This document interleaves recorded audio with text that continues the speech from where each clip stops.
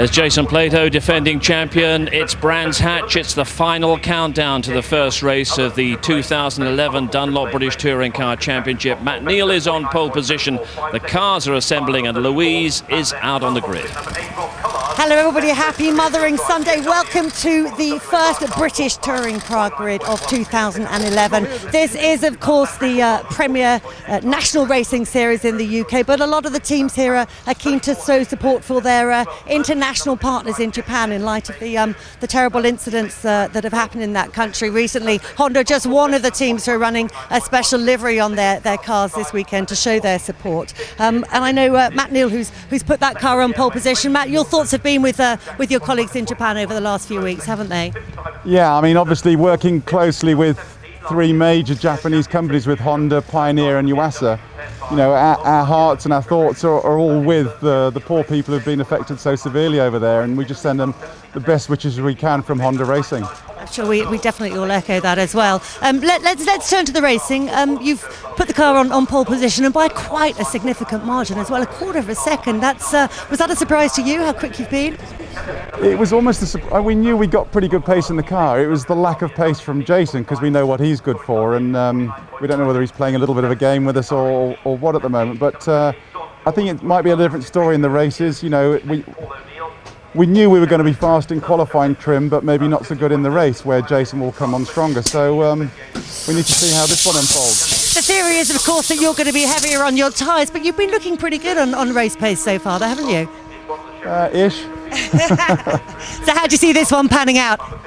I've got to get it off the start first, because the Chevys are very, very quick out the box. Andy's had a year getting the turbo thing off the line, so start's the priority, then we'll work our way from there. Good luck, have a good race. It's obviously been a very busy night for these guys at Honda, working hard on Gordon Shedden's car to make sure that that's fit for the race. Let's go down and grab a word with James Nash. He's been looking pretty good in testing over the winter period. He was second in one of the big tests at Silverstone recently in his Vauxhall. Put the car in the fourth place on the grid. Let's see if I can just dive in quickly and grab a word with him. James, great qualifying result for you, wasn't it? Yeah, it was a bit of a last-minute thing, but yeah, it was good, and we're right end of the grid, so it's really... Now, of course, it's the race that counts. You've shown your promising qualifying on a couple of occasions last season, but it's really all about consolidating that and getting the result in the race, isn't it? Yeah, of course, qualifying doesn't win championships. We've got a long race to go, and we've got to preserve our tyres. It's a new game for us. We've not been in this position before, so we'll see how it goes. How is the car as well, with the changes that you've made for this season? Yeah, good. We've still got a long way to go. We need to make more changes to improve it even more, but it's all promising, so really looking forward to it all. Great stuff, better luck. Right, I want to see if I can grab a quick word with Matt Jackson from the local Motorbase team. They've been running BMWs previously, but of course they've moved up to the Fords this year, the little Red Devils as they've become affectionately known. So Matt, is this what can you do with this little Red Devil today? Let's wait and see. You know, this is for us. It's the first race run that we've done, so it's still a bit of a test session. We've got a great car. You know, the Airwaves Racing boys have put together a fantastic car. And let's just hope we can give all the sponsors, Money Shop, Airwaves, Redstone, Leyland Paints, something to really cheer about. How different is this car to the BMW that you were running last year? It's completely different. Obviously, the most simple thing is front-wheel drive against the rear-wheel drive. The BMW was a well-sorted chassis. It was, effectively been developed by a works team in BMW. So we're slightly different with this. This is more of a homegrown car on a lot less of a scale than the BM. But no, we've got a great engine in the Mountune engine, so hopefully we look positive. Not a bad driver behind the wheel as well. Good luck. Now, one final word with Paul O'Neill. Now, great things are expected from this man this year. He's one of the perennial favourites in the British Touring Car Championship. Look at this. He's got a different head and different motor this year. This is the car which Jason Plato used to win the championship last year. So, not only a race-winning car, but a championship-winning car. The pressure's on now, isn't it? Yeah, of course it is. You know, the pressure's on every year, Louise, and I'm thoroughly looking forward to what we've got in prospect with a fantastic car. Same team, Go Mobile as our sponsor with sunshine.co.uk. We're going to give them hell. Just need to get myself in gear with the car, and then I'm going to let leash, I think. Are you feeling the pressure? Because, I mean, everybody in the paddock has been saying, you know, last year, previous years, you haven't had the equipment. You've really punched above your weight. This year, you've got the equipment. You are expected to deliver, aren't you? Yeah, of course I am. We've got a lot of good backers, people who've helped me out through the years. I've won 2 races before. I know I can do it again. I just don't want to run before I can walk. I just want to toodle along a bit, get these races out the way, see where we are. But I have to deliver, or I will definitely walk away. I have to do the business. You can't be toodling, mate. If you want to be getting the wins, you've got to be giving it some. I'll be right on it. We'll see. Okay, listen, we'll look forward to watching you. Let's go over to our commentary team now. That's Tim Harvey and Ben Edwards. Thank you very much, Louise. It's wonderful to be back, and at Brands Hatch we have a fabulous view over the 1.2 mile Indy circuit. A fantastic place to start the season this year, Tim. I'm so excited. I mean, I just can't wait. After all the talk over the winter, all the different cars, all the different specifications, you know, the talking stops, let's get the racing underway. I just can't wait. New guys on the field as well. Should be exciting. Yeah, I'm loving it. Let's get ready for the start of this one then. It's going to be 3 races today to enjoy, of course. On the pole position, we've got Matt Neal. So, can the former double champion start his season off in style? He's got the other teams worried. I've been up and down the pit lane, and they looked at the times he was doing in free practice yesterday when he put a simulated race run together, and they're all pretty nervous. But he's got to get off the line, and I tell you what, Andrew Jordan, who took the win here in race 3 at the end of last year alongside, is a quick starter. There we are, quick view on board with Andrew Jordan, and we'll try and have a word with him actually on the warm-up lap. He likes starts of races, he's always quick off the line, and he knows how to get this turbocharged car off the line, whereas Matt Neal's still got to learn that little art. Yeah, they have done quite a few practice starts though, I know, but obviously the pressure of competition and a big change from what he's been used to, you know, you can often revert back to type and sometimes forget the procedure. So, cars moving away, and we are in glorious high definition now. I know we had a few problems earlier on with our high definition, but it's all up and running. So I hope you're enjoying this in high definition, and those colours will be bouncing out of the screen at us. So let's take a look at how the grid lines up then. Matt Neal on pole position for Honda, Andrew Jordan alongside in the Pertec Racing Vauxhall, then Jason Plato, the reigning champion, starting 3rd. James Nash is 4th on the grid in a Vauxhall. Alex McDowell, Plato's teammate, is next up, and then Matt Jackson, who Louise spoke to a moment ago. Tom Chilton, further down than he should have been because he lost some times in qualifying. Tom Bourman is next to him, then Paul O'Neill and Andy Neat on row 5. Row 6, the fastest of the newcomers this year, that's Tony Gillam, and he's got Rob Collard in the fast-starting BMW alongside. Jeff Smith and Liam Griffin are new to touring cars, certainly for a full season at least, and Dave Newsham steps up from the Clio Championship. Tom Onslow Cole is in the VW Golf next door, and then it's Nick Foster for WSR and a BMW, and John George in a Chevrolet Cruze. Chris James and Frank Ruthell are also new to BTCC, as is Tony Hughes in that new NGTC Toyota, and at the back, watch out for Gordon Shedden in that hastily rebuilt car, but well done to Honda Racing for getting it out there. Yeah, fantastic job, but really that was a 100-mile-an-hour accident he had in practice, and the team have done a fantastic job to get it ready.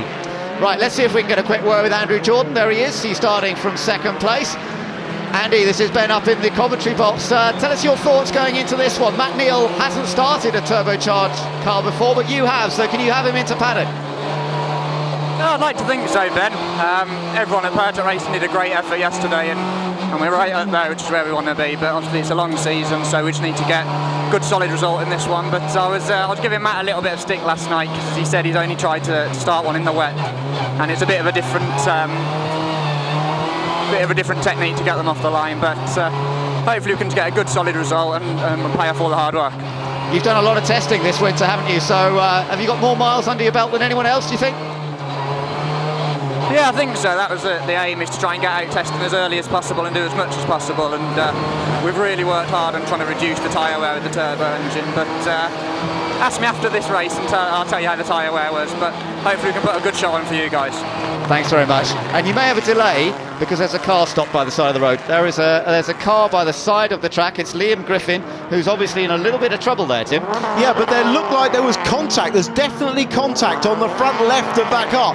I'm assuming that while they were weaving to warm their tyres up, somebody's missed somebody in their mirrors, and there's definite contact there.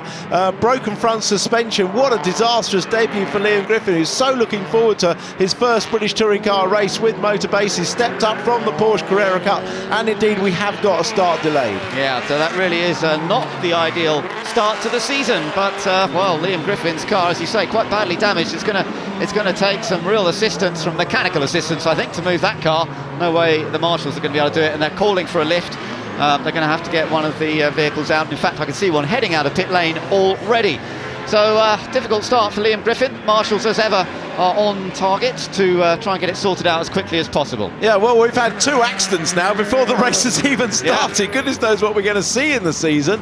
And in addition to that, I can see one of the West Surrey Racing BMWs in the pit lane as well. So it's all drama before the even start. There we are. That's Rob Collard. So Rob Collard, that is a real surprise to see him in the pits. We expected him to be fighting his way through, of course, in the rear-wheel drive BMW. And WSR, that's a shock to see that their car is in the pit lane, but with this delay it might give them a chance at least to get into the race. Yeah, although they don't seem to be working on the car, which is very strange. It's either a terminal problem or I can't see why do you think it could have been contact with Griffin? It may well have been. They weren't that close. Yeah, they were. Behind. Liam Griffin was behind. So I'm not sure what happened there, but well, they're going to have to check it. The BMW is usually pretty robust, isn't it? So yeah. Well, that is a little bit of a shock and a very big disappointment for both those guys, but that's the way it goes. And yeah, the damage is to the right rear of Rob Collard's car. That makes sense. So the front left of Liam Griffin has made contact with the right rear of Collard. Yeah, well, as you say, they have got a bit of time now. There's the contact, quite a serious contact. Yeah. I mean, the black is obviously rubber off the rear wheel of Collard's car, but the impact's broken the suspension as well. Just talk us through, Tim, the warm-up period is a time where it's easy to get bunching. You often get a sort of motorway-style accident occurring on a warm-up lap because everyone accelerates brakes as they try and build up heat in the tyres, and it's ever so easy actually to make a mistake. Everyone thinks, how can you get it wrong on a warm-up lap? But actually, it's more common than you might think. Yeah, I mean, it's usually the weaving that is the problem. You're weaving and not looking particularly in your mirrors, and someone has done a burst of acceleration and ended up just getting themselves in the wrong place. And there's some visible marks on the back of Collard's car, but they're working. That'll be a tie rod or something, or a wishbone broken on the back of that, but it may be possible to change that quite quickly. Yeah, well, let's hope that they can sort something out and get Rob back out there. He had Louise is there. Let's go and hear from him directly. Rob, talk us through that one. It's just really bizarre. You know, we're out doing the warm-up and people are starting the race already. We're warming the tyres up. I used my brakes to warm the front tyres up, and somebody I think it's Griffiths in the Focus has just hit me full chat at the rear. It's crazy. So no idea that it was coming then? No idea at all. I was just weaving and slowing down the car, speeding it up, warming the tyres, and just been hit at the rear really hard. And what's the damage? You going to get out? I don't know. The team are working hard now, but the rear of the car is all over the place. It's broken the suspension. Thanks, Rob. Well, massively disappointing for Rob, but they are working flat out to try and get that car repaired. The other one, by the way, hasn't yet been removed from the scene, so it's giving WSR a little bit longer to try and get that car repaired. Let's see if we can grab a quick word with one or two of the drivers on the grid, because we've got our radio communications. Let's talk to the poleman, Matt Neal, and get his take on all this. Matt, this is Ben in the commentary box. Bit of an annoying delay for you. You probably didn't see the problem, but we've got a car that's hit another on the warm-up lap. So everything okay from your point of view down there?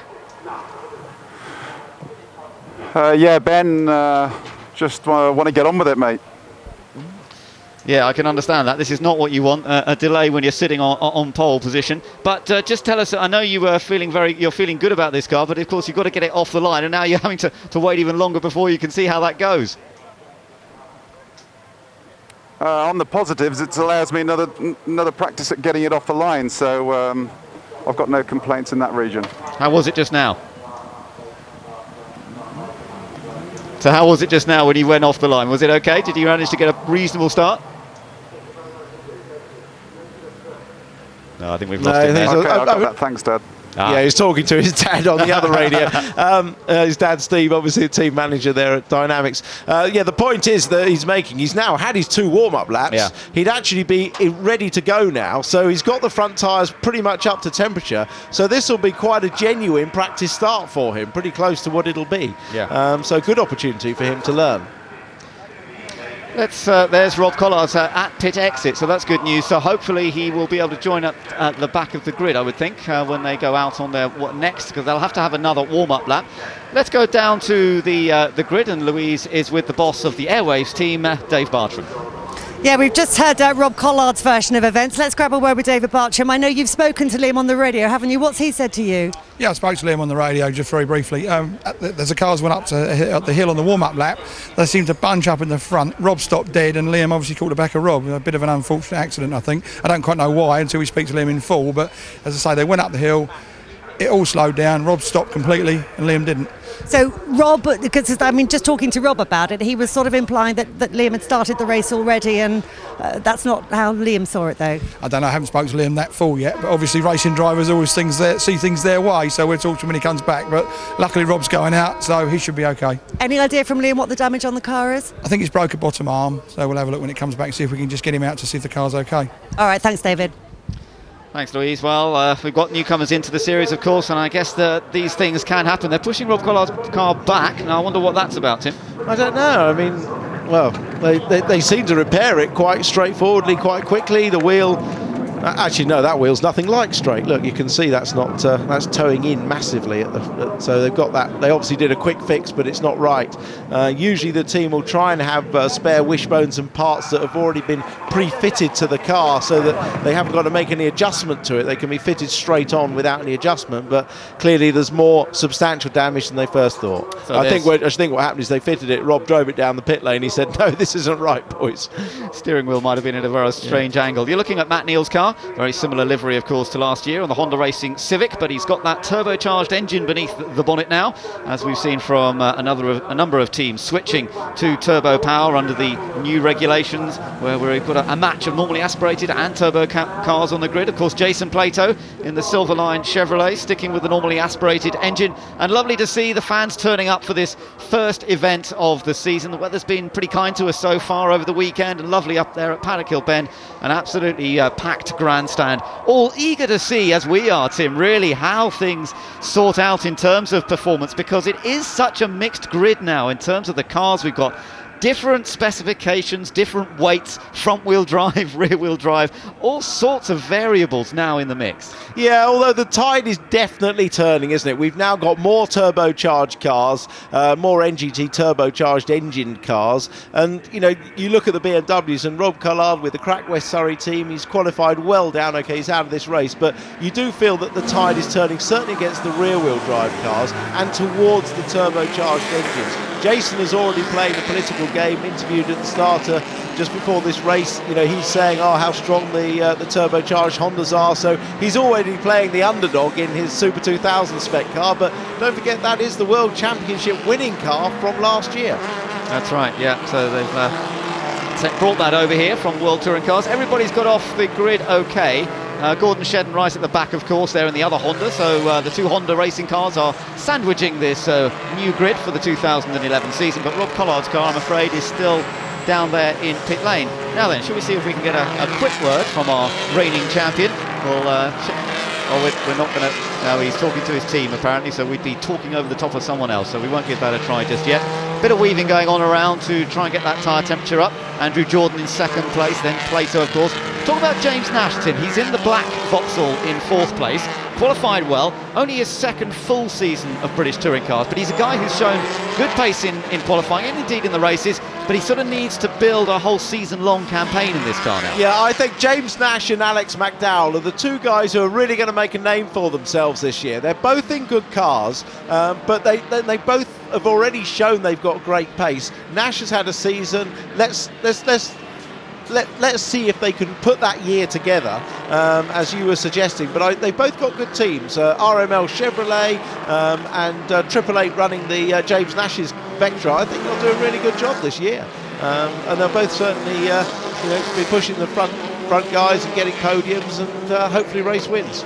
So that's Nash in the black Vauxhall. Then you've got Alex McDowell, as you say, in the other Silverline car. And then the Airwaves Ford Focus. You've got two versions of the Ford Focus, as we mentioned. You've got the new car, the new Global Focus there, just coming through the Team Aon colours of Tom Chilton. He's got a new teammate in Andy Neat. That's just going through shot now. The very bright coloured car, the pink and luminous green car of Tony Gillam. If you watched our coverage of some of the other races on the Touring Car Support programme, you'll have seen Tony's standout colours before, because he raced in the Porsche Championship with you, Tim, last couple of years, but it's now those colours are adorning one of the 888 Vauxhalls, and it certainly does stand out.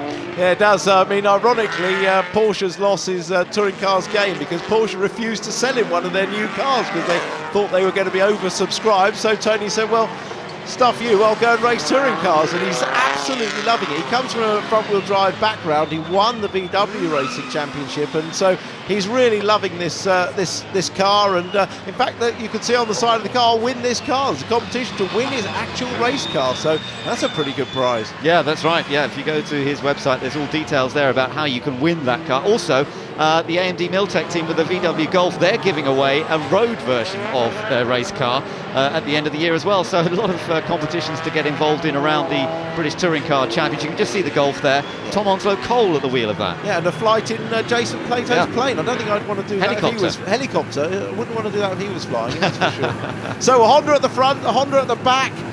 The season about to get underway. I absolutely can't wait for this race. No, that's right. It's very, very exciting indeed to see who's going to stamp their initial authority on this year's championship. And of course, Matt Neal, and we've got a bit of oil leaking, have we, from the Toyota of Frank Raffel. Got to keep an eye on that. He had problems in qualifying yesterday. This is one of the new NGTC cars, and really they're all just trying to catch up a little bit at the moment. Their programs have been a little delayed. We are getting ready now as most of the cars are in position. Gordon Shedden just bringing up the rear. I think Rob Collard, has he joined the back of the grid? I think he has, yeah. So Collard there at the back, so that's good news. So we've got all the cars pretty much on the grid except for Liam Griffin. All set for the first round of the Dunlop MSA British Touring Car Championship of 2011 here on the Brands Hatch Indy Circuit.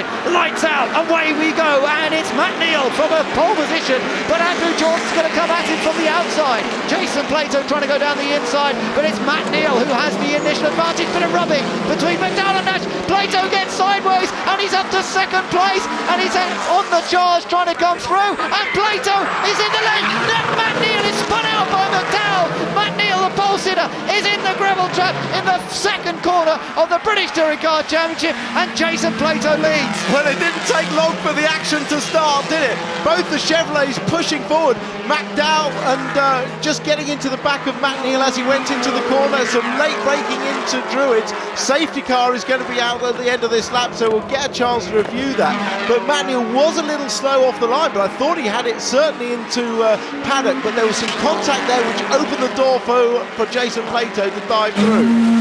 There is Matt Neal. He's desperately trying to get out of the gravel trap, and I can see the digger is heading over towards him to try and give him a bit of a shove. He's jogging up and down in the seat trying to get a bit of traction, but he's buried into that gravel trap. Oh, what a disastrous start for Matt Neal, and I'm sure we'll have a chance to have another look at that. Chilton's made a good start as well. Take another look here. Yeah, we've missed the start. There was contact just at the top of paddock, I think between Jordan and Neal, which put Matt Neal wide, and then just coming up to Druids, McDowell got into the back. Oh, another contact there. This is on board with Matt Neal, Tim. Let's see it. Oh, you can hear the contact, and you can hear him getting on the throttle trying to save it, but no chance. No chance. This will be a good one. Let's watch. See if there's contact between Neal and Jordan as we go into paddock. On board with Plato then, following Neal. Neal got a slide on his own. Yeah. He got a slide, and that's what took him wide. Cold rear tyre opened the door for the Chevy of Plato to get up the inside, and even he was late on the brakes there.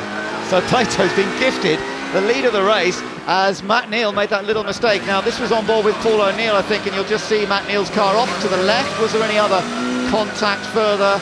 No, Jackson a bit wide on the grass, but Bourman was ahead of him okay, and Paul O'Neill is in 8th place as they come around at the moment behind safety car. But Matt Neal, well, he's plugging himself back in again now, talking to the team, but they are still pulling that car backwards, I'm afraid, and it looks as though he's not going to be allowed to get back out in this race. Front axle still locked up there, dragging the gravel as the marshals try and get him out of the way. It's a disastrous start. I mean, but, you know, he got a little slide on, didn't he, at paddock, and that's what pushed him wide and opened the door for Plato and put him in a vulnerable position. You're always a little bit vulnerable when you're on the outside at Druids. Lights are out on the safety car, so they'll be underway again next lap. So it's a real change around from qualifying. You've now got Plato leading from James Nash in the black Vauxhall. McDowell is third in the second of the blue Chevrolets. Tom Chilton is in fourth in the Ford. And what about Andrew Jordan? Well, he lost out massively in that contact as they all tried to squeeze into Druids. The front row sitter is down in fifth. Meanwhile, Matt Neal's out of his car. And it's an utterly disastrous start. Ready for the restart here. Plato has shot away into the distance, and James Nash is now under pressure from McDowell. Plato's caught them all napping here, and this is why he's the reigning champion. Look at the lead he's got as Nash really lost it through Paddock Hill Bend. McDowell's up there in third, then it's Chilton, then Andrew Jordan, and then Matt Jackson being chased by Tom Boardman. Yeah, great restart from Jason Plato. You wouldn't have expected anything less. He just caught the youngster napping there, James Nash, and left him for dead. But it's a lesson that Nash will have to put in the files and not mistake again. Chilton round the outside, and McDowell, brave move. He's going to... Oh, is he going to stop the car now? He's done it, he's done it. He's got the car turned in. What a recovery from Tom Chilton, who manages somehow. We've seen so many accidents there in the past. Meanwhile, Tom Boardman on the inside in the black Seat has got alongside Andrew Jordan. This is frantic stuff in the opening laps of a new championship. They're all going for it. And Matt Jackson now in the red and yellow Airwaves Ford, squeezing down the inside of McDowell for fourth place. Have you been missing British Touring Cars? Well, it's back, and great entertainment it is too. Fantastic. Oh, this is great stuff, as you say. On board here behind Boardman with Andrew Jordan. Now, can he find a way past the Seat? Tom Boardman's so much happier now that he's got turbo power in that black Seat. It's always been a great chassis. It's got the horsepower to go with it. Absolutely. It has only suffered with horsepower. He's a good driver. Look how he can ride the... Oh! Looking out on the inside. He's not going to do it. He's going to run wide. Jordan might get inside, but he won't. Jordan will be the frustrated one. He started on the front row and he's just slipped back. And he thought he had a good race pace as well. Yeah, but he's got the maturity now, I think. He's still only 21 years old, but he's looking at a season-long campaign. Boardman and McDowell side by side up towards Paddock. This could help Jordan if he can take advantage of their dice as you ride through the dip at Paddock Hill Bend. Climb the hill. This is the area where Matt Neal went off on that first lap, of course, and Jordan was sort of squeezed out in that as well. Can't find a way through. Boardman still just ahead of him. Following Alex McDowell, Jason Plato has a 1.5 second lead, but James Nash in the black car has just set fastest lap. Yeah, that's an interesting one, isn't it? Nash really got his dander up, and he's chasing after Plato with that fastest lap. That's fantastic effort. Chilton back up to where he thought he should have been, perhaps after qualifying before he had his times disallowed. I'm wondering whether he'll pass the ride-out check at the end of this race, having taken that trip across the grass. Yeah, good point. But this is interesting. Battle for third between two Ford Focuses.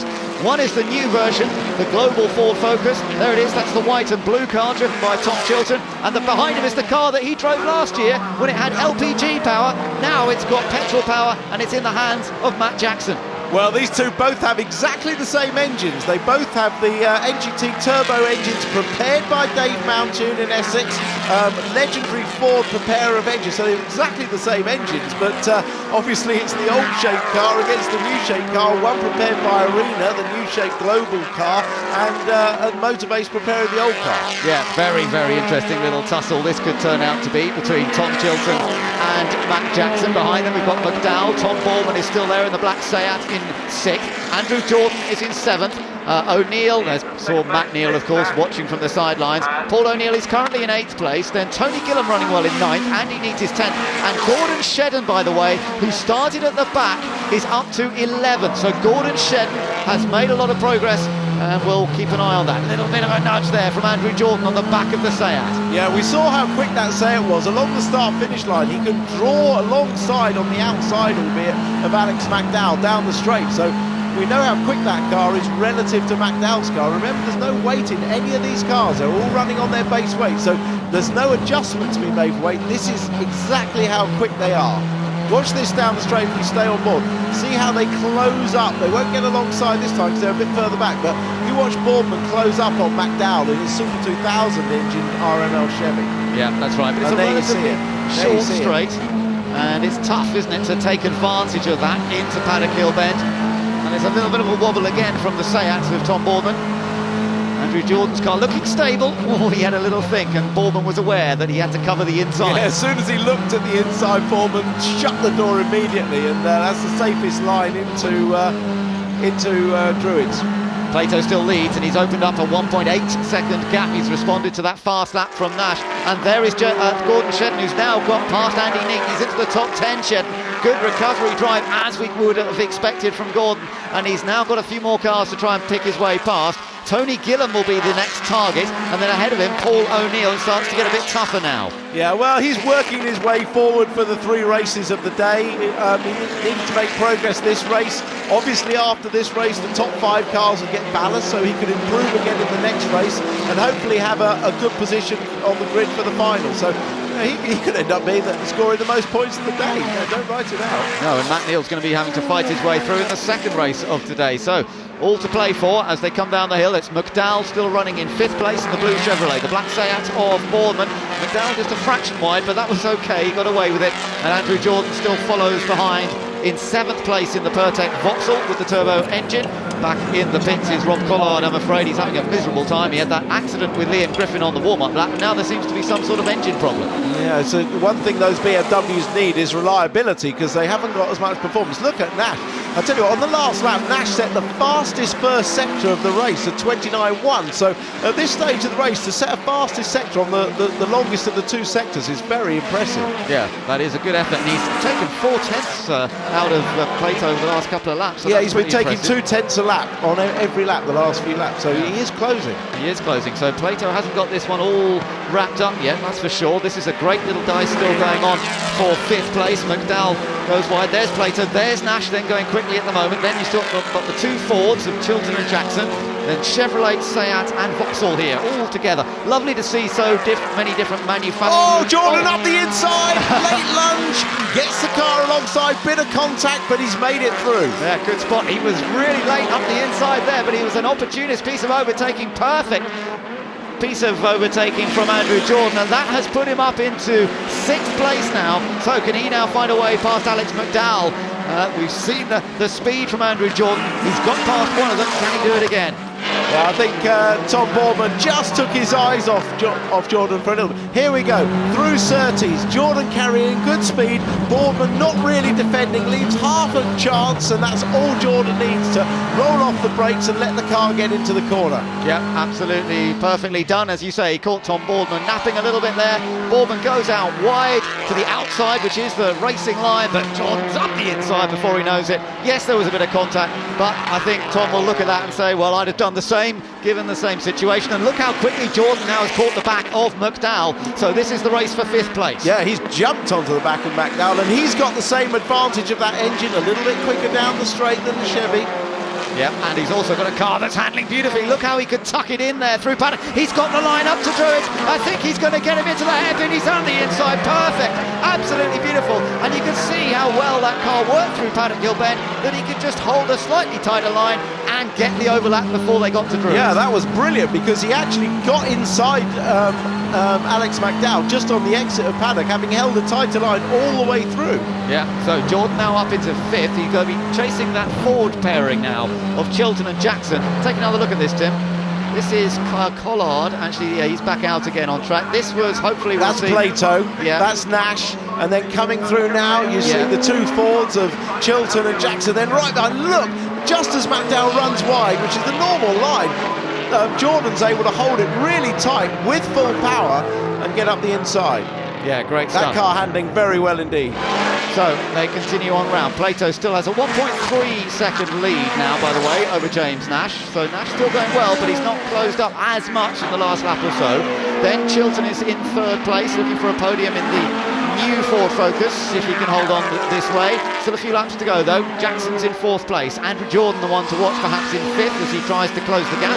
McDowell down to 6th, Bournemouth in 7th, Paul O'Neill is 8th.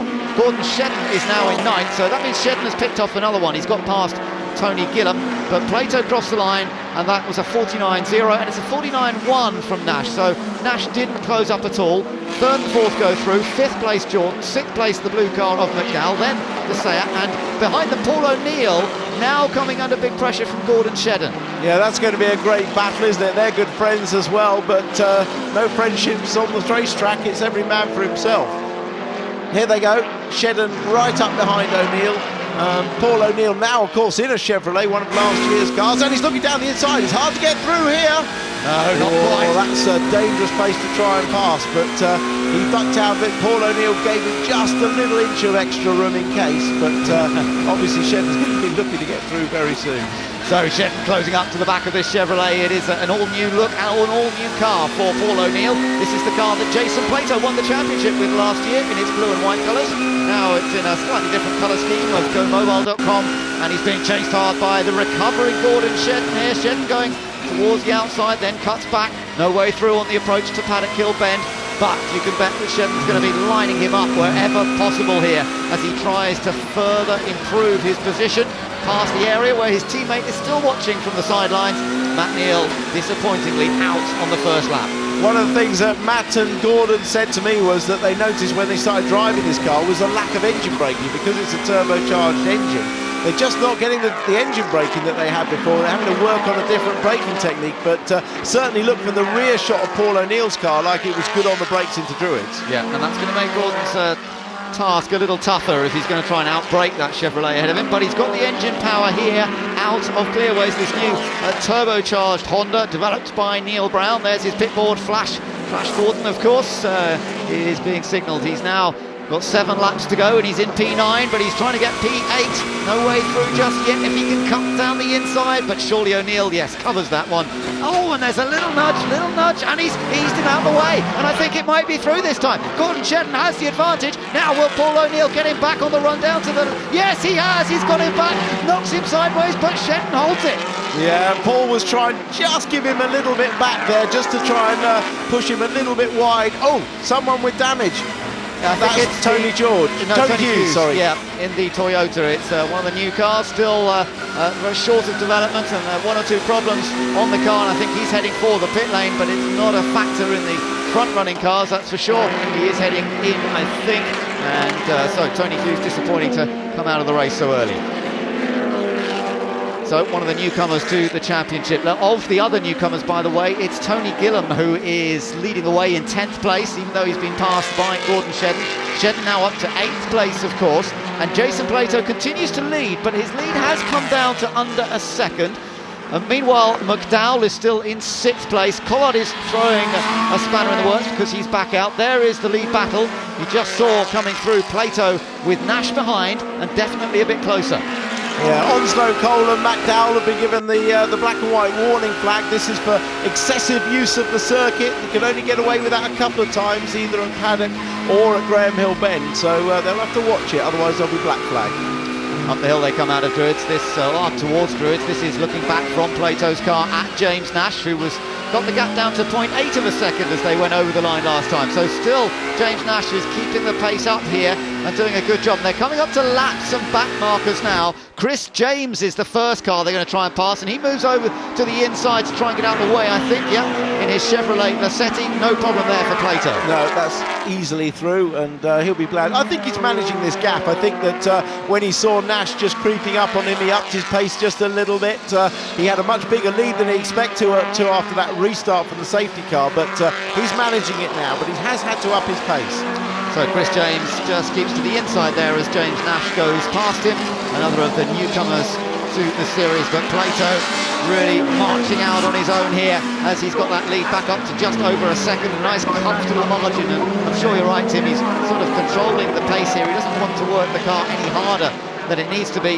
Had a brilliant Brands Hatch to finish last year, did Jason, winning race 1 and race 2 to wrap up the championship, and he seems to be starting up. Jordan's got a puncture. Yeah, Jordan in trouble with that left front tyre peeling off the rim now, and that is bitterly disappointing for him and the team. They put so much work into their race runs.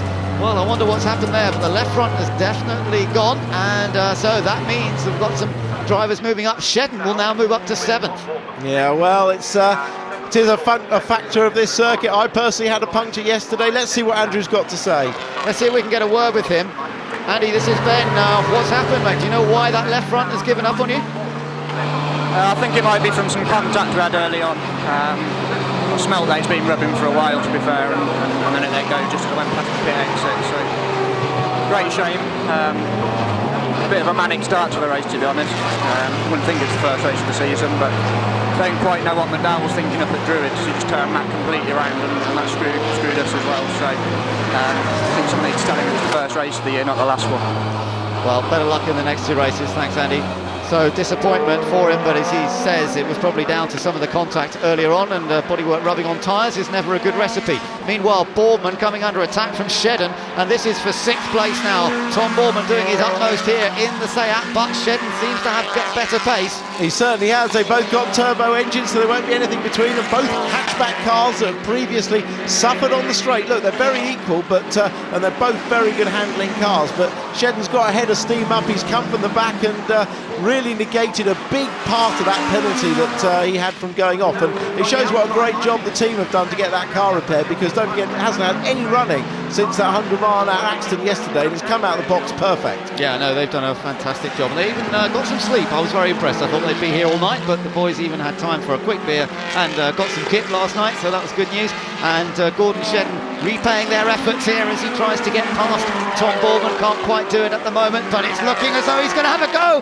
Little bit of a touch there into clearways, but again he can't quite. Well, he's got a bit of an overlap. Look at the contact still. Rubbing. This is typical touring cars, and Gordon Shedden is throwing everything he's got at this one. Well, that's the alternative way of trying to pass, in fairness. He didn't try and get out the inside of Boardman. He tried to just tap him and make him go wide, but he didn't do it quite hard enough, so Boardman wasn't going to give him the room and just kept that door closed. But Shedden's got to be careful, because pushing from the back, and he's doing it again now. That's what he was trying to do, push him wide and then get through. But you know that. Oh no, Tom, don't. Yeah, he tried to get him back in the wrong place. Tom was getting cross because he was just getting pushed and pushed and pushed, and he tried to turn back, and he may have damaged the front suspension there. I think he has, but well, that was aggressive by Shedden, certainly. Yeah, 2 laps, in fact 1 lap to go now. We're on the last lap, so Jason Plato looks to have this one sorted. He's managed the gap. It's down to 0.6 of a second, but that should be comfortable for him. Even with a little bit of traffic ahead, he just has to get himself through that traffic cleanly, and he should be all right. But yeah, you're right, Gordon Shedden certainly sailing close to the wind, shall we say, on his tactics out there at the moment. Well, I think if you were Tom Boardman, you would be crying foul, wouldn't you? But it's up to Bob Kettleborough, the clerk of the course. I mean, he's had a great race now ruined, a great result ruined. What a shame. Meanwhile, Jason Plato's up to the final corner of the track now. He's just got to get himself out of clearways to record his first win. And history is about to be made here. Jason Plato is going to become a record-breaking winner in British touring cars. He has now beaten Andy Rouse's record. He's got 61 wins in the British Touring Car Championship, and that is a huge achievement in the first race under new regulations in British touring cars. Nash finishes 2nd, Chilton is 3rd, Matt Jackson 4th, McDowell in 5th place, then Shedden finishes in 6th, O'Neill 7th, Gillam in 8th place. But let's just get back to record breaker Jason Plato, 61 victories. Congratulations to him. Actually, let's see if we can maybe get a word. Tim, give us your thoughts. He'd probably be talking to the team at the moment, but a fantastic result by Jason. I didn't think it would happen in this first race. Jason, you would try and have a chat with Jason. Jason, you are a record breaker, mate. It's 61 victories. Well done to you. Thank you, Ben. Yeah, it's nice to get that monkey off me back early, actually, because we've got a long way ahead to go in the season. But yeah, great result. Wasn't expected, if I'm honest. But I got a good start, and yeah, I got a good start and managed to nip past Matt on the way up to Druids, and yeah, just controlled the race from there, really. So yeah, really pleased. Unexpected result, but hey, we'll take that. Thanks to all at Silverline Chevrolet. Great, well done. So, an excellent effort there by Jason Plato. He says he wasn't even expecting it, but it all opened up for him beautifully when what happened to Matt Neely got a bit sideways through Paddock Hill Bend. Door opened up for Jason Plato, and then it was another incident. In fact, contact with Plato's teammate didn't look at all intentional, but it was one of those things. They all bunched up. There was definitely contact between McDowell and Neil, and off went Neil. Yeah, it was. Everyone was braking very late for that first corner because Plato was wide going in. He was the front car, and everybody else obviously tends to brake according to the car in front, and they just ran into each other. So a very unfortunate and very unpredicted result to that first race, with Matt Neal and Andrew Jordan looking like after qualifying they were going to be the ones setting the pace, and neither of them getting there. And the old hand Jason just getting through, but he drove fantastically. He got through on the first lap and then managed the gap. That's why we love touring cars, isn't it? Because it is so unpredictable. So there we go, Plato takes the win, and an excellent James Nash in second place. Very accomplished drive by the youngster there. Tom Chilton in third position for Team Aon with the new Ford, and they'll be pleased with the podium. Matt Jackson also with another Ford, the older version of the Focus. Alex McDowell in a strong fifth ahead of Gordon Shedden in a physical race from him from the back. Paul O'Neill in seventh. Tony Gillam an excellent eighth on his debut in British touring cars, first of the newcomers. Jeff Smith a good ninth as well, and Dave Newsham, the reigning Clio champion, he'll be delighted to get into 10th place. Andy Neek finished in 11th from Nick Foster, Tom Onslow Cole. That VW Golf's a bit down on power this weekend, they'll hope to sort that out next time. John George, Chris James, Andrew Jordan finished but down in 16th after that punctured left front. Tom Borman was down in 17th after the contact with Shedden. Rob Collard finished in 18th, and then Tony Hughes and Frank Rathel sadly had problems. So in terms of the points, of course, the first points of the season are exactly as they finished that race, but Jason Plato getting the extra point for leading a lap. But the most important thing, of course, from his point of view, is he has taken 61 victories in British touring cars. Well done to Jason Plato. Jason Plato, record breaker, history maker. You were saying on the way round that you knew the win would come, but maybe not in race one of the season.